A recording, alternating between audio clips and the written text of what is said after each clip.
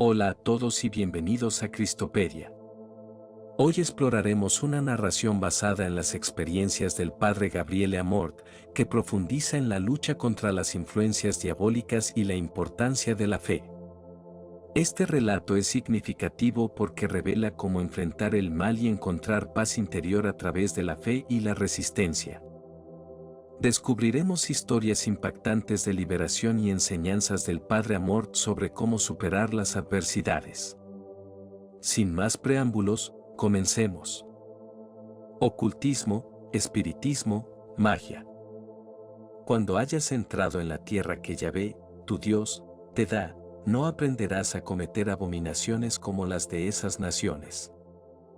No ha de haber dentro de ti nadie que haga pasar a su hijo o a su hija por el fuego, que practique la adivinación, la astrología, la hechicería o la magia, ningún encantador, ni quien consulte espectros o adivinos, ni evocador de muertos. Porque todo el que hace estas cosas es abominación para Yahvé, tu Dios. Deuteronomio, capítulo 18, versículos 9 al 12. En toda su historia, Israel siempre es puesto frente a la alternativa: o son fieles al único y verdadero Dios o caen en la idolatría. Una situación totalmente análoga a lo que siempre ha sucedido en la historia del cristianismo y a lo que sucede hoy: se abandona a Dios y se entrega a los ídolos, en las formas propias de los tiempos que se están viviendo, aunque los ídolos son siempre los mismos. Se dice que en Italia hay 12 millones de personas que han tenido algún contacto con magos y cartománticos o que los frecuentan asiduamente. Una cifra muy elevada que va a la par con la cada vez menor afluencia a la misa dominical, a los sacramentos y a las celebraciones de las grandes fiestas. Aún más elevada sería si se le añadiera la cantidad de personas que leen asiduamente el horóscopo. Cuando se habla de signos zodiacales, se dice con frecuencia que se trata de un simple pasatiempo. Pero hay muchas personas que creen realmente en las tendencias dictadas por las estrellas. La pregunta, ¿de qué signo eres?, es muy frecuente entre personas que se encuentran, y a menudo, al escucharla, se percibe un escalofriante vacío en el alma. La televisión, como siempre en estos casos, es una formidable manipuladora y se justifica diciendo que se trata de un simple pasatiempo. Pero, ¿cómo considerarlo un mero pasatiempo si quienes ilustran los horóscopos, además de obtener grandes ganancias, se apresuran a decirnos detalladamente todas las cosas que nos sucederán en el día, en la semana, en el mes y hasta en el año, comenzando por las vivencias personales más íntimas? Intimidades y sentimientos son las cosas que toda persona toma más en serio en lo que se refiere a uno mismo y a los demás. Quien piense incidir sobre ellos, sea que lo haga por juego o porque está convencido de saber hacerlo, en todo caso es un engañador. A menudo, los autores y los responsables de los diarios y de las transmisiones en que se presentan los horóscopos dan la sensación de haber caído en la superstición, sosteniendo que se proponen estas cosas para dar un poco de esperanza a la gente que está atravesando dificultades en la vida. Pero la esperanza, cuando se funda en la nada, es solamente un engaño. Precisamente ídolos que desorientan y apartan, alejan de la verdadera razón de felicidad que está en Jesucristo. La lista es muy larga y cada uno de nosotros sabe perfectamente lo que ha de añadirle. Todos estos ídolos son el fruto de la convicción de poder prescindir de Dios. Ya no se quiere creer en el mundo invisible como nos es manifestado por la divina revelación: Dios, ángeles y demonios, paraíso, infierno y purgatorio, inmortalidad del alma, juicio final. Y la paradoja es que se termina creyendo en un mundo paralelo hecho de fuerzas y entidades cósmicas, de personajes fantásticos que actúan misteriosamente, por fuera del plano normal de la sensibilidad y que es posible acercar y comprender solo a través de las enseñanzas de ocultistas, espiritistas, famosos gurús y supuestos expertos de pseudociencias de toda clase. Personas que, a través de estas fuerzas, pueden leer el pensamiento y el futuro, materializar objetos, influir sobre la naturaleza y también, positiva y negativamente, sobre otras personas.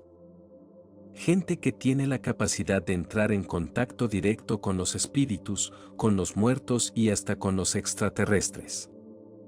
Así es que, en vez de dirigirse al sacerdote, se pide la intervención del brujo, se siguen los consejos de magos y de espiritistas, se confía en gurús. En vez de la práctica de los sacramentos y de la oración, se ejecutan extraños ritos, se pronuncian fórmulas desconocidas, se habla con los espíritus. En vez de poner la propia esperanza en la inmortalidad del alma, en la resurrección y en el retorno de Cristo al final de los tiempos, se observa el cielo en espera de la visión de los ovnis, de la llegada de los extraterrestres, de las misteriosas entidades que llegarán a salvar al mundo. Se creen mitologías milenarias que no pueden hacer nada sino llevar a la desesperación. En vez de encomendar la propia protección al crucificado, a la Santísima Virgen, a los santos, al ángel de la guarda, se adornan de amuletos, se colocan cuernos, herraduras, clavos retorcidos en la casa, en la oficina, en el automóvil. Ese Dios que es demasiado medieval para ser adecuado para los tiempos y los conocimientos de la modernidad es sustituido por la superstición en sus diversas formas y, lamentablemente, en sus perversidades diabólicas. Todas estas cosas, que de modernas no tienen sino las tecnologías con que se les hace propaganda, como la televisión, el correo electrónico, las redes sociales, los foros y sitios de Internet. Donde no hay fe, donde al conocimiento seguro de la revelación se sustituye por la mistificación, es fácil que nazcan invenciones de todo tipo, elaboraciones fantásticas hechas por el ser humano. Para quien está anclado en la palabra de Dios, todo lo que no es palabra de Dios es simplemente humano. Y cuando el hombre no sigue a Dios, termina acomodándose a los designios del diablo. El espiritismo y el ocultismo son una prueba evidente de esto, verdaderas puertas abiertas al diablo. Evocar a los muertos para tener una respuesta respecto a cualquier interrogante nuestro es una práctica muy frecuente. Hay muchos que hablan de esto como algo positivo que puede incluso servir para sanar las heridas afectivas dejadas por la desaparición de un cónyuge. De vez en cuando, aún en televisión, se oye hablar de madres que dicen haber recobrado la confianza después de que, gracias al espiritismo, han logrado ponerse en contacto con sus hijos prematuramente desaparecidos, muy a menudo a causa de accidentes de tráfico. De hecho, se interroga a los muertos para obtener las respuestas que la fe cristiana ya nos ha proporcionado. Sin embargo, ya no las consideramos convincentes, lamentablemente, incluso porque encontramos sacerdotes y religiosos que no nos convencen. Estamos desesperados, somos vulnerables a las tentaciones y nos fiamos de lo que se presenta. Muchos jóvenes prueban el espiritismo por simple curiosidad. Se hace espiritismo de muchas maneras, está el llamado juego del cartelón, el juego del vaso, el juego de la mesita. Se hace espiritismo con la grabadora magnética, con la así llamada escritura automática. Hay escuelas de espiritismo como el Movimiento de la Esperanza, que, dramáticamente, afirman tener la adhesión incluso de algún sacerdote. Y en todo esto no hay absolutamente nada de nuevo. Se trata de caminos inútilmente recorridos desde tiempos inmemoriales. En el siglo XV, un filósofo como Marsilio Ficino, uno de los artífices del pensamiento renacentista, formado en el círculo intelectual que estaba relacionado con la Casa Medici, escribía: el hombre hace las veces de Dios, que habita en todos los elementos, de todos cuida y, presente sobre la tierra, no está ausente del cielo. Y no solo se sirve de los elementos, sino también de todos los seres que viven en los elementos, de los terrestres, acuáticos, volátiles para alimentarse de ellos, para su comodidad, para su deleite, de los seres superiores y celestes por la doctrina mágica y sus prodigios. Y no solamente el hombre domina a los animales con la crueldad, sino que también los gobierna, los asiste, los adiestra. Suya es la providencia universal de Dios, que es causa universal. Por tanto, el hombre, que provee universalmente, sea a los seres vivientes, sea a las cosas inanimadas, es en cierto sentido un Dios. Análogamente, Juan Pico Della Mirandola, alumno de Ficino, creyente y cabalista al mismo tiempo, cultivador de las que en esa época se llamaban ciencias mágicas, hace hablar a Dios con estas palabras dirigidas a Adán y, por tanto, a la humanidad entera. No te he hecho ni celeste ni terreno, ni mortal ni inmortal, para que tú, como si fueras el libre y soberano creador de ti mismo, te plasmes por ti mismo según la forma que prefieras. Podrás degenerarte abajándote hasta los seres inferiores que son los brutos, o, siguiendo el impulso de tu ánimo, regenerarte elevándote a los espíritus mayores que son divinos.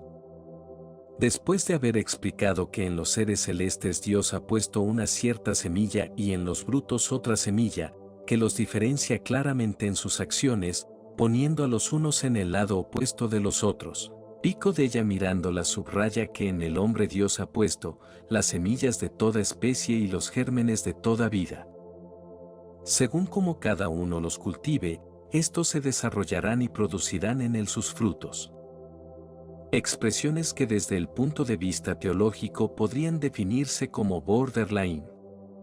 La esencia de las cosas es clarísima para ambos.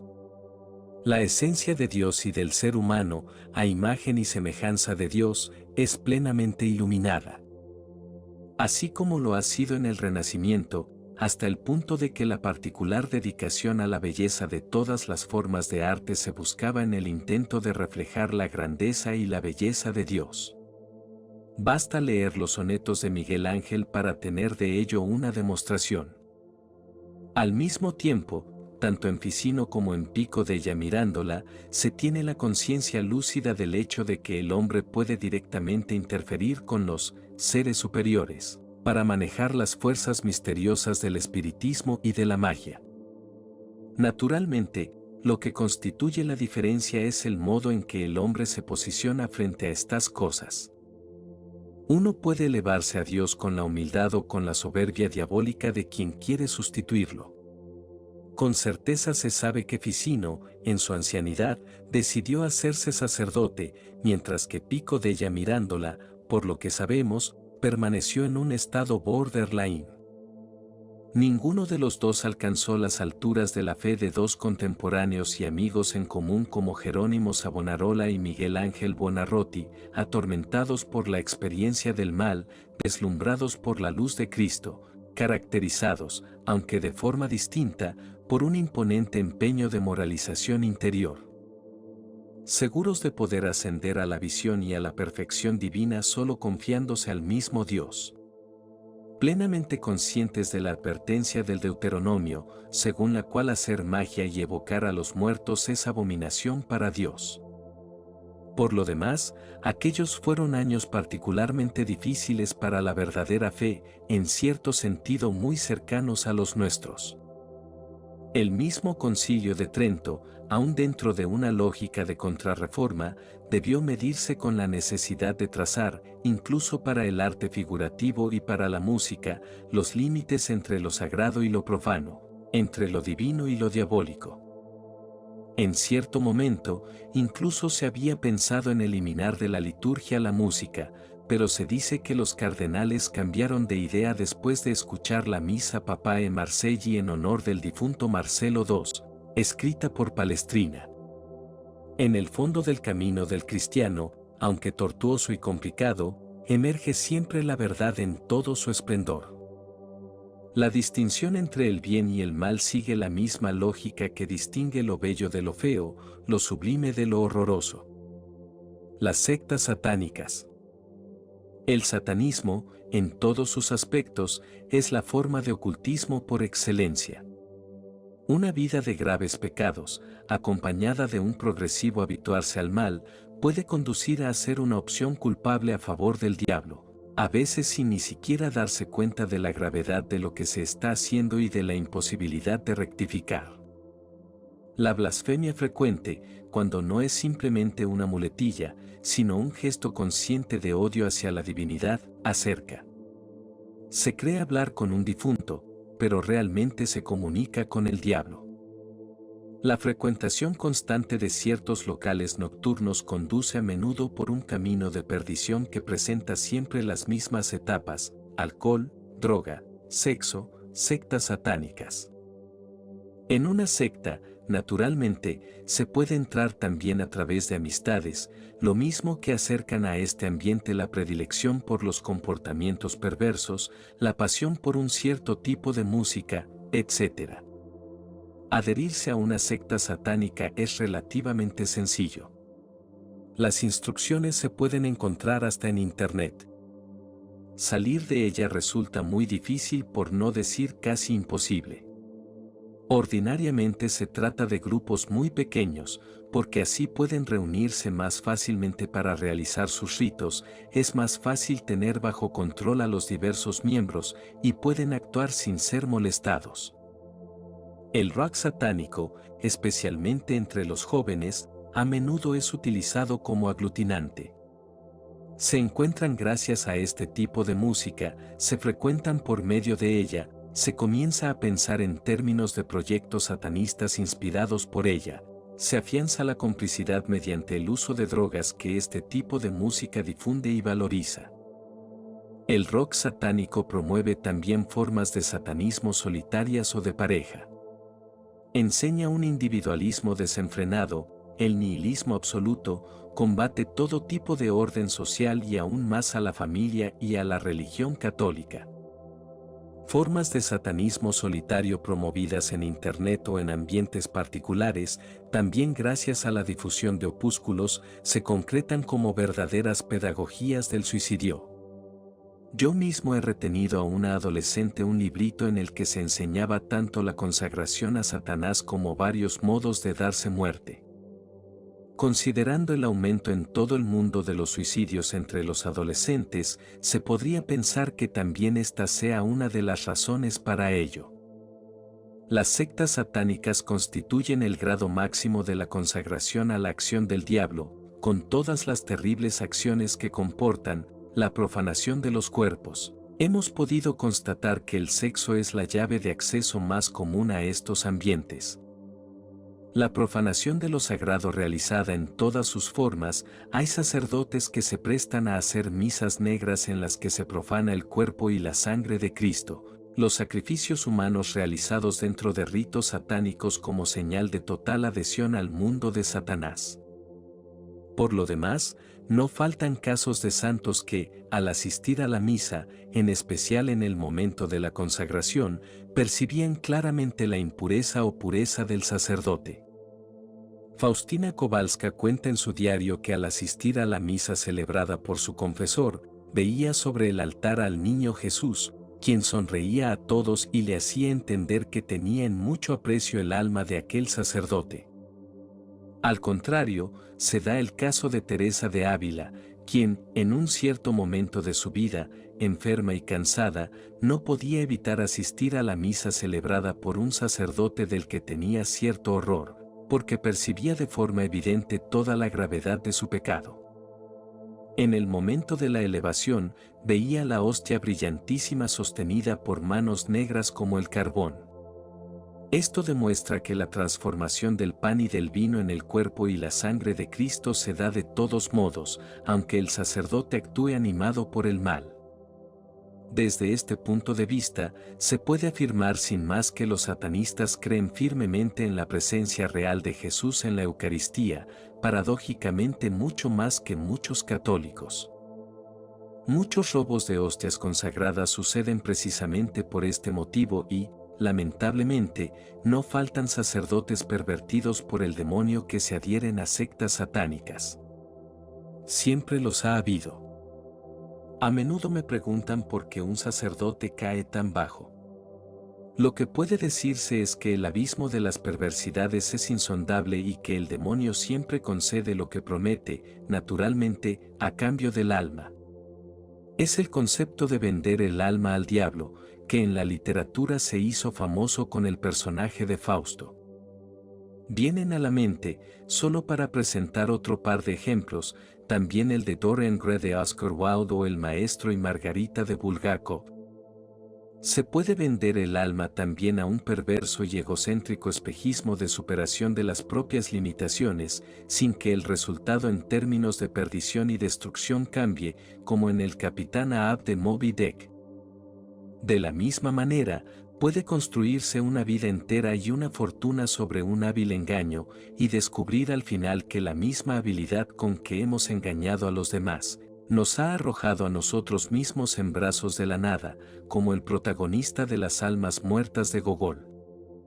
Además de esto, en Gogol habría que analizar algunos de los fascinantes cuentos de Petersburgo, especialmente el retrato. En él están plenamente expresadas todas las formas con que el diablo actúa sobre el género humano, aun las aparentemente menos probables, con sus consecuencias. El mismo arte, en todas sus posibles expresiones, no puede nunca, por su naturaleza, evitar tomar partido por el bien o por el mal, y de esta manera hacer evidente una u otra opción, quizá más que cualquier otra realización del ingenio humano. Al mismo tiempo, el retrato de Gogol ilustra la única vía posible de rescate, la total entrega a Dios. A través de ella, también la forma artística adquiere esa extraordinaria capacidad de transmitir lo divino que es propia de lo bello. Me viene a la mente el eficaz discurso de Benedicto XVI a la ciudad de Roma, con ocasión de la fiesta de la Inmaculada de 2009, cada día, por medio de los diarios, la televisión, la radio, se nos cuenta el mal, repetido, amplificado, habituándonos a las cosas más horribles, haciéndonos insensibles y, en cierta forma, intoxicándonos.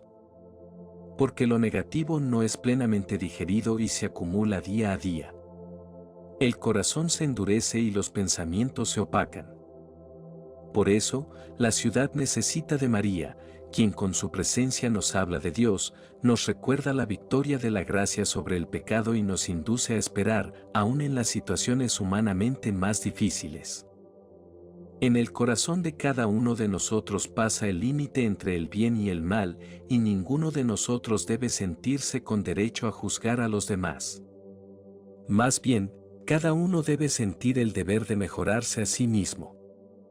Los medios masivos, continúa el Papa, tienden a hacernos sentir siempre espectadores, como si el mal solamente tuviera que ver con los demás y ciertas cosas nunca pudieran sucedernos a nosotros.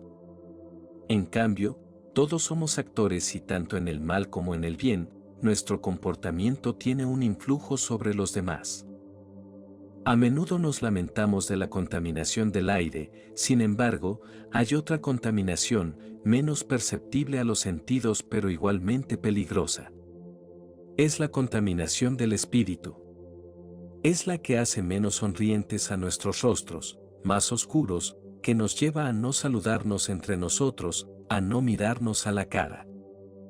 Las personas se vuelven cuerpos, y estos cuerpos pierden el alma, se vuelven cosas, objetos sin rostro, intercambiables y consumibles. Por tanto, he aquí el juego diabólico relanzado por la cultura, por las costumbres, por algunas formas de arte y por gran parte de los medios masivos, a los cuales siempre existe el riesgo de acostumbrarse. Vendo mi alma, compro la tuya, hago como si la mía y la tuya no existieran. A veces porque lo quiero, a veces porque me he adaptado a tal superficialidad, si no es que hay una ausencia de relaciones humanas que no me permite darme cuenta de ello. Y luego, de todos modos, no importa. Es exactamente lo que sucede al joven Raskolnikov, el protagonista de Crimen y Castigo de Dostoyevsky, que casi sin darse cuenta madura dentro de sí las condiciones que lo llevarán al doble asesinato que marcará su vida, realizado como si fuera inevitable, en la lógica misma de las cosas, porque otros como él lo habían pensado de la misma manera. Enseguida, se lee en la novela, no lograba entender de dónde le había venido tanta astucia, tanto más que su mente, a ratos, como que se oscurecía y él ya casi no sentía su cuerpo. Solamente después, una oscura sensación de penosa soledad, de extrañeza, se le reveló a su alma. La sensación más tormentosa que todas las sensaciones que había sentido en toda su vida. Es la astucia del diablo, que saca una enorme ventaja de una sociedad que, además de negar su existencia, niega también la existencia del alma. Si para mí el diablo no existe, para él es más fácil actuar. Si para mí el alma no existe, o es como si no existiera, ya no tiene valor alguno ponerla en juego y perderla. Se la vende, se la pierde, y después resulta muy difícil reapropiársela, si es que la persona se da cuenta del error y desea volver sobre sus propios pasos. En resumen, no sucede como a aquel personaje de Guareschi, un comunista de la primera época, tan encarnizado como ingenuo, que se profesa ateo, anticlerical y, naturalmente, no cree en la existencia del alma. Cuando un anciano hombre de fe, considerado un ejemplo clásico del 84, beato, le propone venderle el alma por una suma modesta pero no despreciable, decide hacer el negocio, pensando que cede la nada a cambio de dinero. Solo tiempo después, tras las vicisitudes de la vida y sintiendo un vacío por dentro, piensa en su alma vendida y decide echar atrás el negocio para recuperarla. También el astuto viejecito quiere nuevamente su dinero porque, finalmente, aquel hombre ha comprendido que el alma tiene un valor. Las fórmulas de adhesión a las sectas satánicas son una especie de venta de la propia alma al diablo. Yo mismo he quemado muchas fórmulas de consagración a Satanás. Más o menos, siempre expresan los mismos conceptos. Satanás, tú eres mi Dios, quiero pertenecer solo a ti y, a cambio, dame riqueza, placeres, salud y éxito. Todas las cosas que tienen que ver con este mundo, los llamados placeres de la carne. Todo el reino de Satanás, por lo demás, está basado en las cosas de acá. Del más allá, solamente está la oscuridad infernal. Cuando Satanás tienta a Jesús, en esencia afirma, todos los reinos de la tierra son míos y los doy a quien quiero. Jesús no le responde que es un mentiroso, sino, está escrito, no adorarás otro Dios fuera del Señor, tu Dios. Lo que conozco de las sectas satánicas me lo han dicho personas que, con gran dificultad y grave riesgo, deciden salir de ellas. Salen marcadas y con influencias diabólicas que les provocan grandes sufrimientos. Para ser liberadas, necesitan exorcismos. Además, muy a menudo, viven en un estado de terror. Son amenazadas. Saben que también pueden ser asesinadas. Hay muchos episodios conocidos, en Italia y en otras partes, que documentan asesinatos realizados en estos ambientes. En Estados Unidos es casi sistemático que quien trata de salir de ellas sea asesinado. En Italia sucede más raramente. El terror de estas personas nace también de la experiencia directa de las consecuencias de los maleficios, y las sectas satánicas llevan a cabo maleficios contra quienes deciden salir de ellas. Es la crónica la que nos cuenta de los suicidios y de los misteriosos accidentes automovilísticos. Tengo 2 casos de este tipo muy graves en los que estoy comprometido desde hace algunos años. El primero se refiere a un hombre víctima de una secta satánica, la cual sigue haciendo maleficios contra él y su familia. En 4 años he logrado liberar a la mujer y a los hijos. Con él, he llegado a hacer que el diablo ya no grite cada vez que dice que lo quiere muerto. Ahora ese diablo sabe que tiene que irse.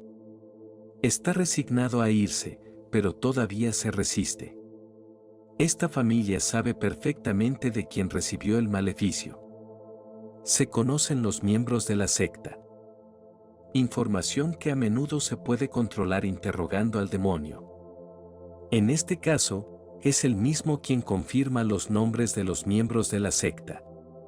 Y ha sucedido que, cuando uno de ellos ha muerto, el diablo ha dicho en el exorcismo que ya no pertenecía a la secta. El segundo caso es el de una chica del norte de Italia que recibió un maleficio muy fuerte de parte de un grupo satánico constituido por hermanas de clausura. Una cosa terrible, difícil de comprender y de digerir por el contexto en que se llevó a cabo, pero lamentablemente, la historia nos ofrece otros ejemplos de religiosos y religiosas que se han entregado a Satanás. Y cuando sucede, el mal que se desata es enorme.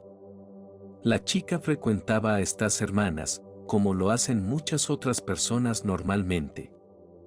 Les ayudaba, incluso con donaciones de dinero. Pero, ¿cómo se llega a decir que fueron precisamente ellas? Lo ha entendido ella misma. Ella se dio cuenta. Son muchos los que logran captar con precisión quién les lanzó el maleficio. Un obispo exorcista, amigo mío, la ha exorcizado muchas veces. Pidió mi ayuda porque el maleficio del que estaba afectada era tremendo. Esta mujer es una profesional de la música de alto nivel y ya no ha podido volver a dar conciertos porque el diablo le bloquea las manos. Sucede de improviso, en medio del concierto, sin una razón aparente. Durante el exorcismo, no tiene ninguna reacción. Una cosa muy difícil de entender. Con ella no se logra tener un diálogo con el demonio, como sucede con otros poseídos. Después del exorcismo, está mal un par de días, luego durante una semana parece curada. Después, todo vuelve a empezar. En su profesión, necesita por lo menos 4 horas de ensayo al día. Después del exorcismo lo logra por algún tiempo, pero en los conciertos no. Han sido muchos los exorcistas que la han exorcizado y, lamentablemente, siempre con el mismo resultado. Sufro cuando no se logra liberar a las personas de estas terribles situaciones de acechanza diabólica. Sufro porque siento que tienen mucha necesidad de ello.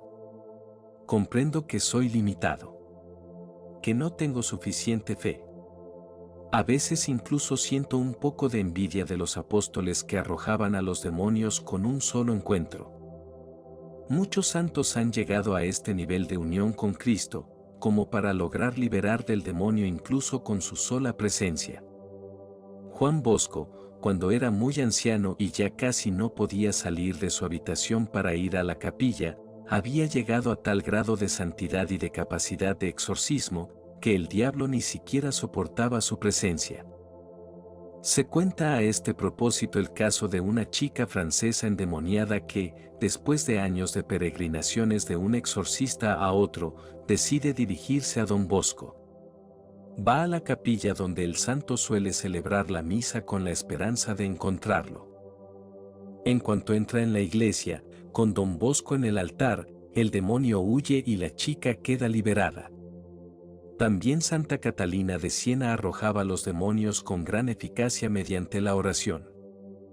Es una cuestión de fe, de gran fe. Y cuando no la hay, o uno siente que tiene poca fe, hay que pedirla con fuerza. Aquí vuelve a sernos de ayuda el citado discurso de Benedicto XVI el día de la Inmaculada, que dice María a la ciudad. ¿Qué recuerda a todos con su presencia? Recuerda, como dice San Pablo, Romanos 5, versículo 20, que donde abundó el pecado, sobreabundó la gracia. Ella es la Madre Inmaculada que repite también a los hombres de nuestro tiempo, no temáis, Jesús ha vencido el mal, lo ha vencido de raíz, liberándonos de su dominio. Toda la Biblia está ahí para decírnoslo, frente a las continuas infidelidades de los hombres, Dios tiene paciencia, paciencia, paciencia, luego, en cierto punto, llega el castigo. Pero no es Dios quien castiga, son los hombres los que se castigan a sí mismos, se castigan entre ellos. Debe quedar claro, no es Dios quien manda los castigos. Los hombres, yendo por el camino del maligno, transforman todo en mal, y el mal nunca construye sino que separa, destruye siempre. San Agustín decía que si Dios no los tuviera frenados, los demonios nos matarían a todos. Y los demonios son muchísimos. Una vez, un demonio me dijo, si fuéramos visibles, oscureceríamos el sol. Pero los ángeles son inmensamente más numerosos. Y nosotros no debemos tener miedo al demonio, porque, como acabamos de leer, Jesús ha vencido el mal de raíz, liberándonos de su dominio. Debemos, en cambio, tener miedo al pecado. Con determinación, Pablo VI sostenía que, todo lo que nos defiende del pecado nos defiende del maligno. También San Juan de la Cruz, en una de sus obras menores con el título de Cautelas, dirigida a sus cohermanos carmelitas descalzos, enseña a tener en cuenta el ejemplo de la mujer de Lot, Génesis 19, versículo 26, la cual, turbada por la ruina de los habitantes de Sodoma, se volvió a mirar hacia atrás y se convirtió en estatua de sal. Esto sucedió para que entiendas que es voluntad de Dios que, aunque vivieras entre los demonios, tú entre ellos deberías comportarte de tal manera que no vuelvas ni siquiera tus pensamientos a los de ellos, y que debes en cambio olvidarlos del todo, empeñándote en llevar tu alma pura y entera a Dios, sin ser turbado por ninguna clase de pensamientos. Hay que alimentarse de todo lo que es positivo y agrada a Dios. Si nos mantenemos alejados del pecado, eliminamos la presencia demoníaca y ya no tenemos miedo al demonio. Por lo demás, la Biblia no nos dice nunca que tengamos miedo al diablo. Jesús no tiene miedo al diablo y no enseña a tenerle miedo, ni siquiera cuando se encuentra cara a cara con él junto con sus discípulos. Arroja a los demonios y enseña a arrojarlos. Pero Jesús, como toda la Biblia, invita a temer las obras de Satanás, es decir, el pecado, las tentaciones. En la primera carta de Pedro, en el capítulo 5, se pide, poned en Dios toda preocupación, porque Él cuida de vosotros. Sed sobrios, estad despiertos. Vuestro enemigo, el diablo, como león rugiente, ronda buscando a quien devorar. Resistidle firmes en la fe, sabiendo que vuestros hermanos dispersos por el mundo padecen los mismos sufrimientos. Y el Dios de toda gracia, que os ha llamado a su gloria eterna en Cristo, Él mismo os restablecerá. Del mismo modo, San Pablo, en el capítulo 6 de la carta a los Efesios, recuerda que, alcanzad fuerza en el Señor y en el vigor de su poderío. Revestíos de la armadura de Dios para poder resistir a las insidias del diablo. Por una parte, el diablo nos quiere devorar, por otra, Dios cuida de nosotros, o mejor dicho, por medio de Cristo nos ha preparado ya un puesto en la gloria eterna. No debemos hacer otra cosa sino escoger, el pecado o la gracia para resistir a la tentación. Debemos sentirnos seguros de la ayuda de Dios, de la protección de María y del ángel de la guarda. Dejarse dominar por la desesperación es un pecado, fruto de la tentación que nos quiere hacer creer que el mal es el protagonista de la historia. Sabemos que es Jesús el verdadero protagonista de la historia. La opción por él aleja el mal de la historia, comenzando por alejarlo de la nuestra. Un concepto muy claro para los profetas: no temas, Sión, no dejes caer los brazos. El Señor, tu Dios, en medio de ti es un Salvador poderoso. Gozará contigo, te renovará con su amor, exultará contigo con gritos de júbilo. Al final, mi corazón inmaculado triunfará, es la promesa de la Santísima Virgen como conclusión de la profecía de Fátima. Por eso, sin medias palabras, San Pablo, en la carta a los Filipenses, habla de gozo, de fiesta, de paz, que deben llegar a ser signos distintivos del cristiano. Estad alegres. Que vuestra clemencia sea conocida de todos los hombres. El Señor está cerca. No os inquietéis por cosa alguna, antes bien, en toda ocasión, presentad a Dios vuestras peticiones mediante la oración y la súplica acompañadas de la acción de gracias. Y la paz de Dios, que supera toda inteligencia, custodiará vuestros corazones y vuestras mentes en Cristo Jesús. Filipenses 4, versículos del 4 al 7. El bien triunfa. Y si uno quiere tener una idea, aunque sea parcial, de la omnipotencia y de la grandeza de Dios, haga como Santa Vaquita, piense en el cielo estrellado.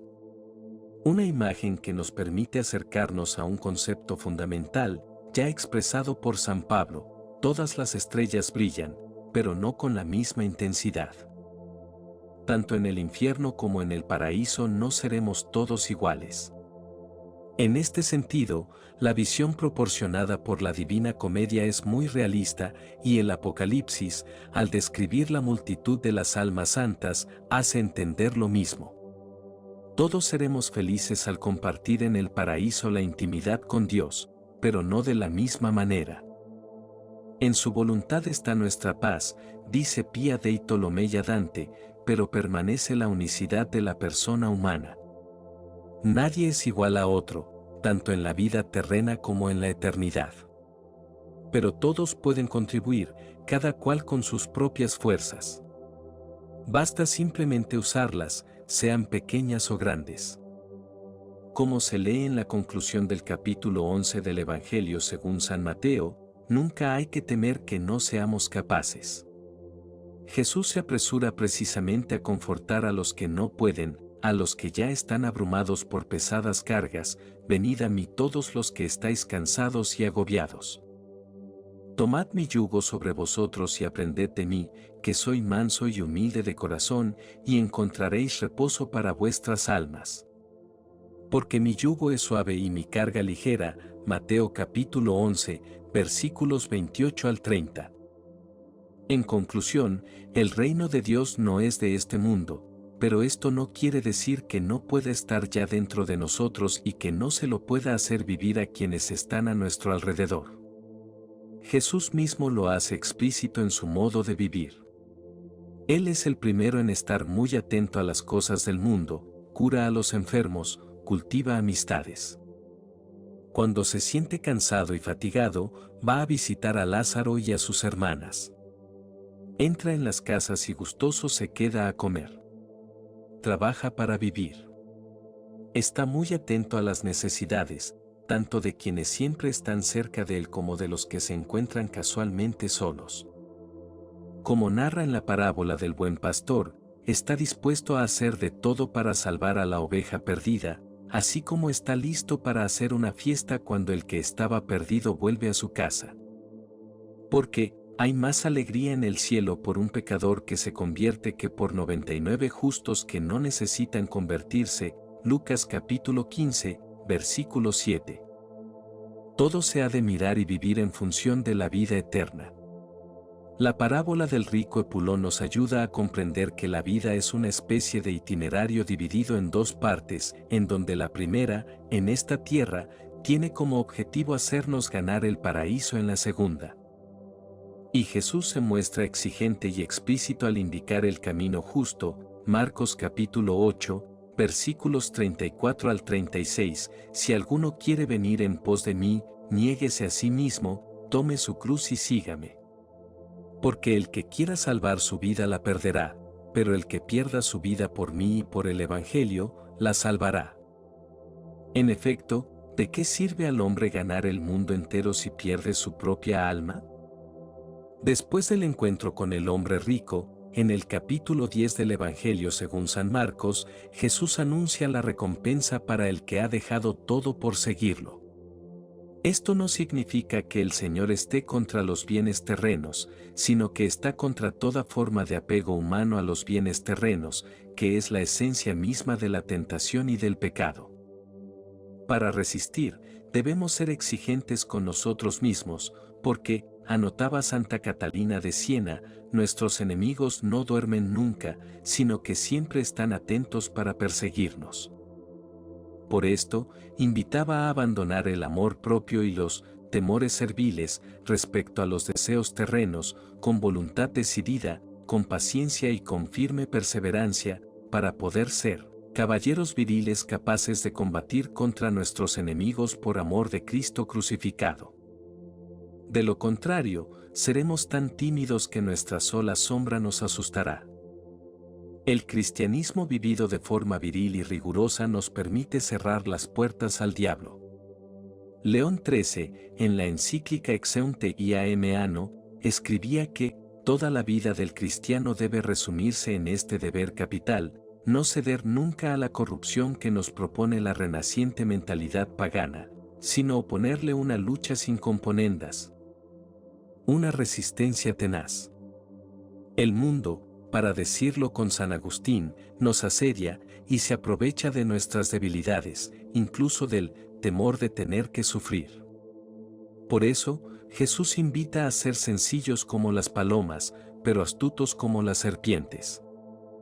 Prudencia y candor, fuerza de ánimo y oración, haciendo un tesoro de la experiencia terrena de quien, como San Agustín, no desdeña pedir: Señor, asísteme en la lucha, ayúdame a triunfar sobre las acechanzas del mal, suple mi debilidad y corona finalmente el combate con tu misma victoria.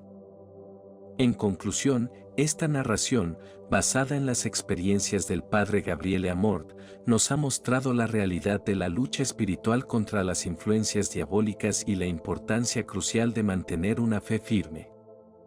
A través de historias impactantes y enseñanzas profundas, hemos aprendido cómo enfrentar el mal con valentía y encontrar la paz interior.